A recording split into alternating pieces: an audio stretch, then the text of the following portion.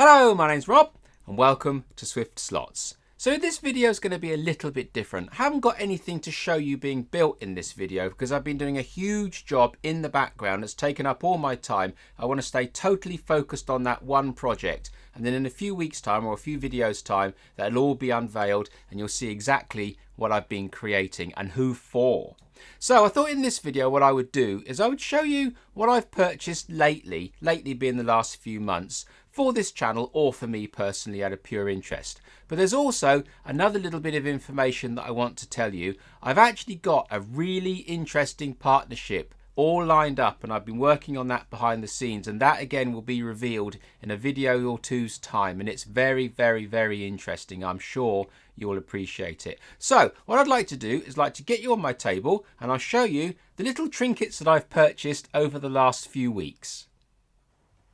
Okay, so let's start with some history. Many years ago, about 20, when I first had my original large-scale adult collection of slot cars, I had one of these beautiful AC Cobra Revel slot cars. Absolutely loved it. It was a heap of rubbish to drive and it needed a lot of work to make it go even halfway remotely okay, but I absolutely loved the body shape. And for some reason or another, I sold it. I don't know why, I just did. So in this latest batch of slot cars that I've got, I really wanted a new one.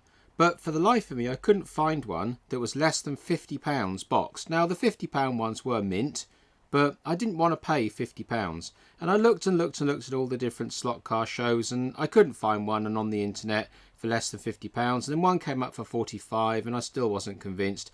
And then I went to Swindon last January and I found this one on the Phil Smith stand. It was £30 unboxed, but it's absolutely pristine. It's absolutely pristine version of this model, and I grabbed it quick. There was actually two people in front of me when I saw this car in one of Phil's trays, and I apologise to them because I probably kind of barged them out of the way with my bag on my back, but I didn't mean it. I just wanted the car, but I'm glad I got the car. It's absolutely stunning. Now, having got it again since the original 20-year-old car, this car is an absolute bag of rubbish to drive. It really is terrible. There's no grip on the tyres and it's all over the place and high centre of gravity and so on, but it doesn't matter. I don't care. I just think it's an absolutely stunning car. So this is something that I acquired even though it doesn't go particularly well, but I just got it because I thought it was awesome, and I do think it's awesome. I absolutely love this car. So there you are. So that's one of my cars that I bought from the January Swindon Slot Car Fest.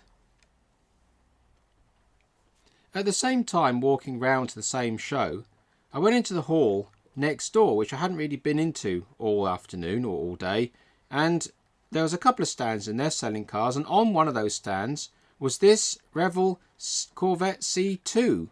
I absolutely love Corvettes. They are my most favourite car of all the cars, and if I was an American I would have had a Corvette a long time ago. But this one was sat on the shelf, £15. I just couldn't believe it. So I grabbed it and kept hold of it. It's an absolutely stunning looking car, in my opinion. Absolutely pristine. Again, no box, but £15. Absolutely amazing looking car. And it runs really smoothly, but it doesn't handle. It's absolutely terrible. It just doesn't handle at all. But again, exactly the same as the AC Cobra, I don't care. I absolutely love the look of this car. Absolutely stunning car. And with the two, they're both Revel, and they both handle much the same. They're both exactly the same chassis, and they both look absolutely stunning in my opinion. So there's those.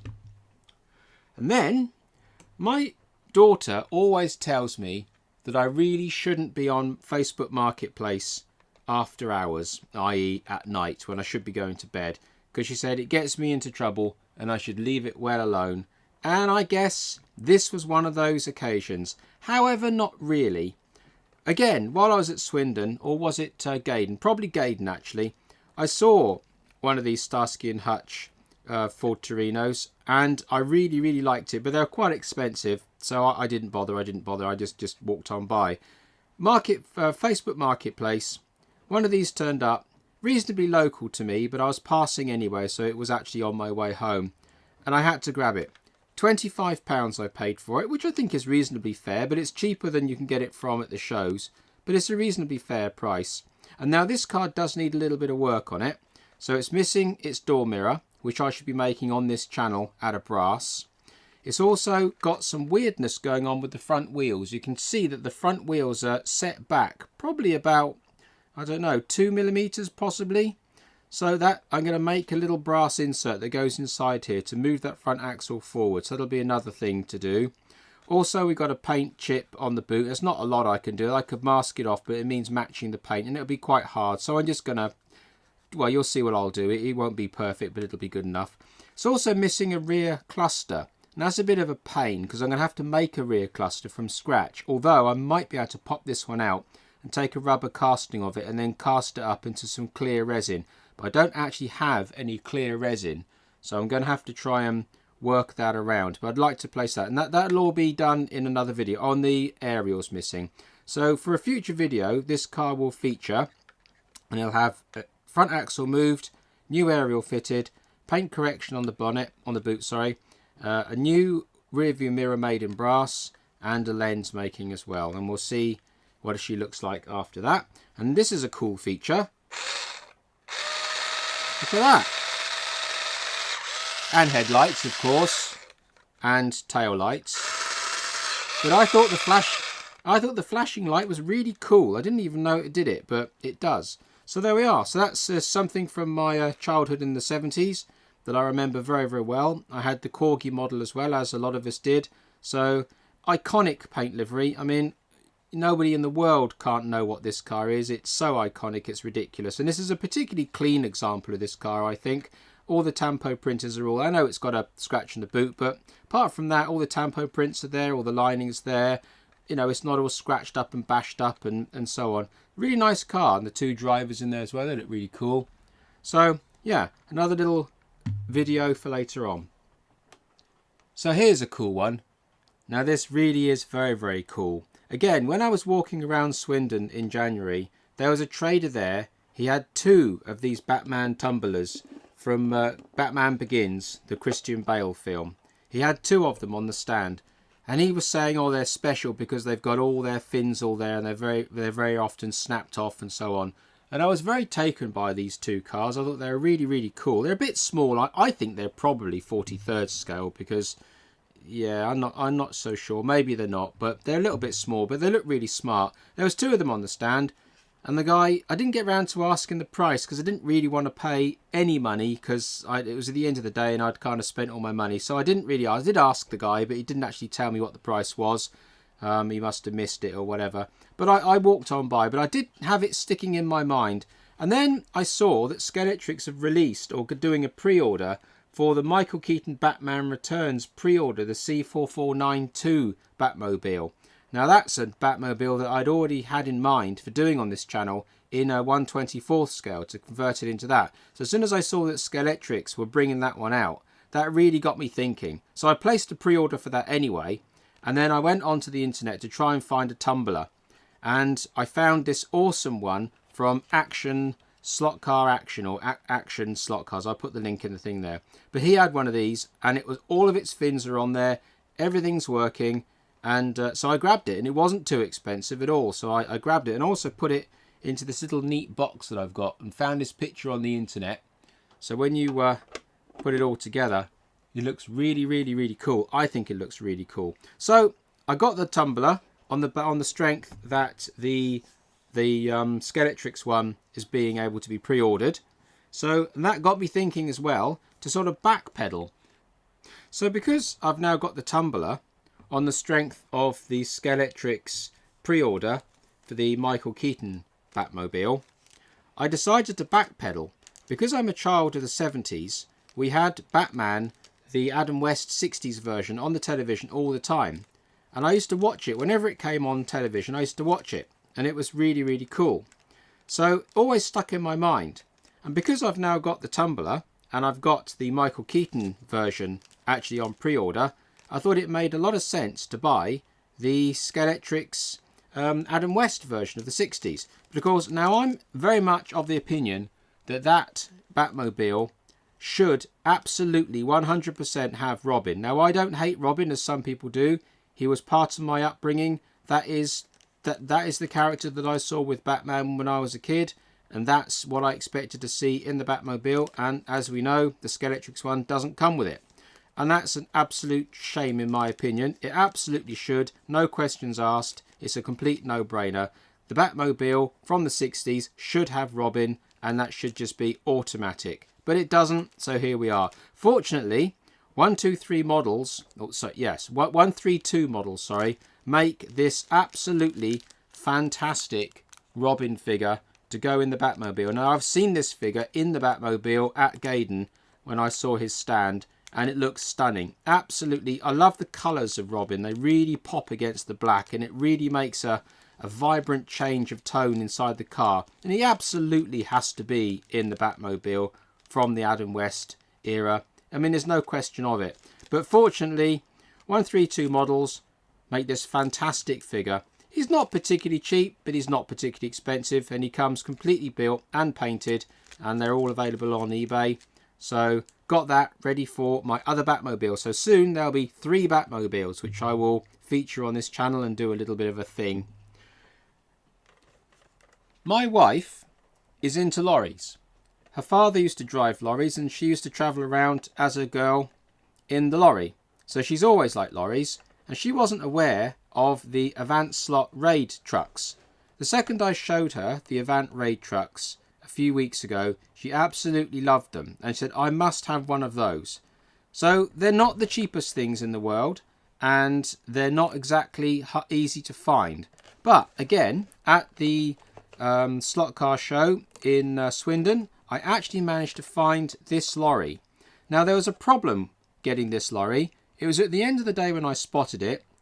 I had no money whatsoever, and the trader would only take cash, no other payment, and I jumped through hoops trying to get this, to pay for this truck without cash. Every conceivable way, trader wasn't having it. He was actually being really difficult about it. So I had to do some financial gymnastics and try and find £75 to pay for this truck. Now, that wasn't so bad because the truck was sold as brand new and it looked brand new, and I thought, well, okay, once I've found my money, we'll all be good, and there you are. Now, the reason I'm a little bit sore about this truck is because I jumped through hoops to find the money. I asked a couple of favours for some friends and got some money, and then when I got the truck home, the actual truck was smashed to bits inside. The trader had literally sold me a model that was absolutely wrecked and utterly unfit for purpose and completely would not run. There was no chance it was ever going to run. And the problem was, this motor pod was smashed to bits. It was literally in about 4 pieces. The motor was rattling loose inside the body, and it also snapped off completely this body post right here.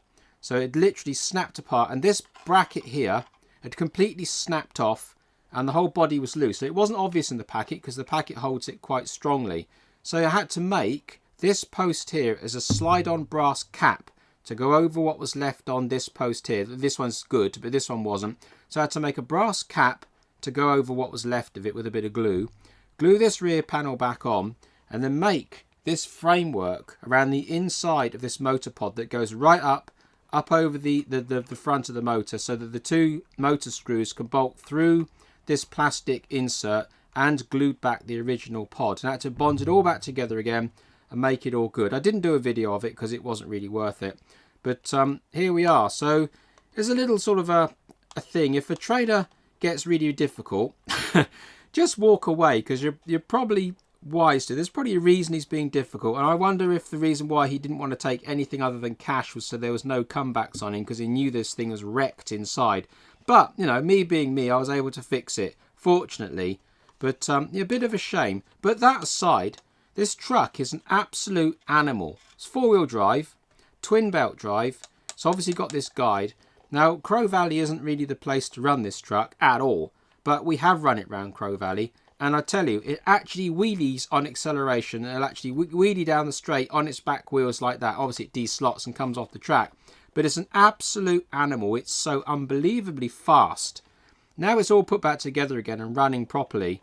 It's actually a really impressive thing. I say it's not mine, it's for my wife. She really likes it. I'll take it or leave it, I'm not bothered. But she really likes it.